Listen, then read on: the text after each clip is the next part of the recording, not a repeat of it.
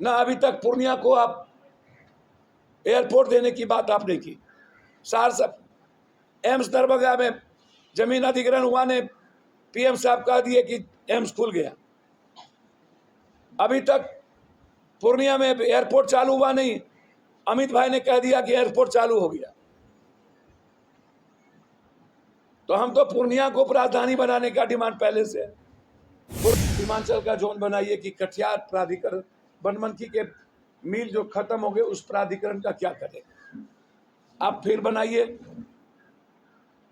Katihar jute mill का क्या होगा, फूड प्रोसेसिंग का क्या होगा, मिथिला का बनाइए मधुबनी के तीनों चीनी मिल, मधेपुर का आप, तो आप अलग अलग जोन में आप विशेष पैकेज की भी बात हमें। अभी जो सिपाही भर्ती घोटाले में 160 जगह आपने केस किया, ये क्वेश्चन आउट कहाँ से हुआ? ये क्वेश्चन सीधा प्रिंटिंग प्रेस से आउट हो गया। तो प्रिंटिंग प्रेस जो इतना सुरक्षित होने के बाद क्वेश्चन आउट हो रहा है, तो इसका मतलब टॉप टू बॉटम सभी लोग इसमें इन्वॉल्व हैं। सिंगल पर जांच क्यों नहीं हुई? चेयरमैन शिक्षक का एग्जामिनेशन हुआ, बाहर से काफी लोग आए, डाक शुरू है 10 लाख 12 लाख 10 लाख 12 लाख 13 लाख 14 लाख, बाहर के अभ्यर्थी से 20 लाख। पहले आओ पहले पाओ, तो जिसके पास 20 लाख 10 लाख 8 लाख रुपया नहीं होगा वो तो अब नौकरी नहीं कर पाएगा। समझिए, मुझे लगता है कि इस देश में जो आम लोग हैं, गरीब और मिडिल क्लास के लोग हैं, जिसके बच्चे बहुत जीनियस हैं, प्रतिभा काफ़ी उत्कृष्ट है, जो बहुत बड़े व्यापक सहूलियत नहीं मिलने के बावजूद भी वो अपने प्रतिभा की बदौलत लक्ष्य को हासिल करते हैं। इस अर्थ युग में मुझे लगता है जिस तरीके से एजुकेशन माफिया, सबसे बड़े कोचिंग का जो इंस्टीट्यूट है, जो यूपीएससी बीपीएससी एसएससी की कोचिंग लेता है, क्वेश्चन को सेट कौन करता है? सारे क्वेश्चन आते कहाँ से? इन कोचिंग माफियाओं से। जो बड़े कोचिंग हैं वहाँ पढ़ने कौन जाता है? बड़े पैसे वाले भी। तो क्या इस देश में गरीब और आम आदमी के बच्चों को नौकरी करने का कोई अधिकार नहीं? क्या वो अब सफल अभ्यर्थी नहीं होंगे? जितना भी एग्जामिनेशन होता है बीपीएससी के द्वारा, यूपीएससी के द्वारा, एसएससी के द्वारा, सेंटर, कोचिंग और पदाधिकारी तीनों के नेक्सस से एग्ज़ाम हो जाता है। सेंटर बिक जाते हैं करोड़ों, 2 करोड़ 5 करोड़, और सेंटर के भीतर सारी सुविधा दे दी जाती है उन बच्चों को जिनकी वसूली बाहर में 8 लाख से 12 लाख 13 लाख, बड़े एग्जामिनेशन है तो 20 लाख 40 लाख रुपये हो जाते हैं।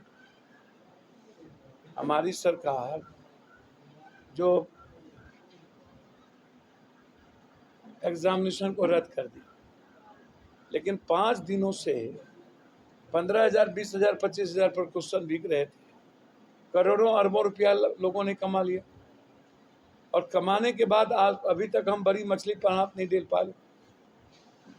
और किनकी भूमिका है प्रिंटिंग प्रेस से क्वेश्चन निकालने में? आप वहां तक आप गर्दन पर नहीं जा पाए। तो क्या कोई भी एग्जामिनेशन बिना क्वेश्चन आउट हुए इस बिहार में क्यों नहीं होता, इस देश में क्यों नहीं होता? जैसे अभी फिर नौकरी किसको मिलेगी? हम पूरी तरह इस केस को हाई कोर्ट के जज के नेतृत्व में एसआईटी जांच हो, इसमें चेयरमैन से लेके नीचे से ऊपर तक जो जो इन्वॉल्व है उस पर इंक्वायरी करके उस पर एफआईआर लॉज हो, और इस देश में जिंदगी को खत्म कर देना, इससे बड़ा दुनिया में आतंक है क्या? इसलिए क्वेश्चन घोटाला लगातार होना ये आने वाले बच्चों के भविष्य के लिए सही नहीं है।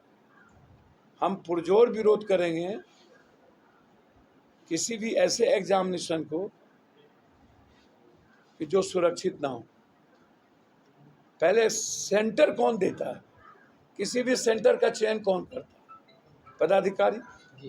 इसका मतलब है कुछ सेंटर चयन करने में ही वो करोड़ 2 करोड़ 50 लाख रुपया ले लेते हैं। सेंटर चयन की प्रक्रिया में पैसा, क्वेश्चन छपने गए तब पैसा। तो ये बहुत बड़ा घोटाला है। हम इस घोटाले को सरकार से मांग करते हैं कि किसी कीमत पर एसआईटी के द्वारा। जहां तक सवाल है सड़कों का, देखिए 2-3 बात समझ। NH 107 की बात नहीं, SH रोड हो या NH रोड हो, सवाल उठता है कि भारत सरकार ने लगभग फंड बिहार को का रोक दिया। GST का पैसा नहीं देते, मनरेगा जो 30% बढ़ा उस पर भी कटौती हो गई। रोजगार मनरेगा के अलावा कोई दूसरा रास्ता अभी गरीबों के पास नहीं है। आप हमारे वित्तीय आयोग का पैसा रोक लिए। लगभग बिहार सरकार के डेवलपमेंट का पैसा 60-70% भारत सरकार नहीं दे पा रही। हमारी संघीय व्यवस्था पर हमला है। हम जिस गति से बढ़ रहे थे, एक तरफ तो हमारे शराब को लेकर के जो हमारा इकोनॉमी है काफी बैक है। हमारे पास मात्र बिजली और रजिस्ट्री 10 गुना ज्यादा है, और बिजली का हमने यूनिट बढ़ा दिया तो उससे वसूली।